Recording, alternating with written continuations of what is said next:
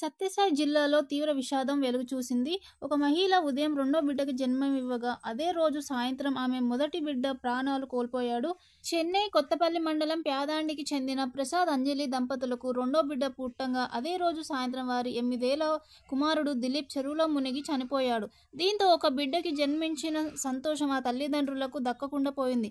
ప్రసాద్ అంజలికి 10 సంవత్సరాల క్రితం పెళ్లయింది. వారికి 8 ఏళ్ల కుమారుడు దిలీప్ ఉండగా ప్రసాద్ భార్య ఇటీవలే రెండో బిడ్డకు జన్మించింది. పండంటి బిడ్డకు జన్మించామనే ఆనందం ఆ దంపతులు ఎక్కువసేపు నిలవలేదు.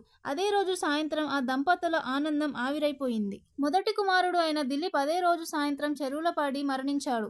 ఆ కుటుంబంలో తీవ్ర విషాదం నిలిపింది. అమ్మమ్మ బట్టలు ఉతికేందుకు చెరువు వద్దకి వెళ్లగా ఆమె వెనక వెళ్లిన దిలీప్ ప్రమాదం శాస్తూ నీటిలో మునిగి మృతి చెందాడు. ఉదయం రెండో బిడ్డకు జన్మించి సాయంత్రం మొదటి బిడ్డ చనిపోవడంతో ఆ కుటుంబంలో తీవ్ర విషాదం నిలుక్కుంది. ఒకవైపు బిడ్డ పుట్టాడనే సంతోషం, మరోవైపు ఇంకో బిడ్డ మరణించాడనే విషాదం. ఆ కుటుంబ సభ్యులు కన్నీరు మున్నీరుగా వెలిపిస్తున్నారు.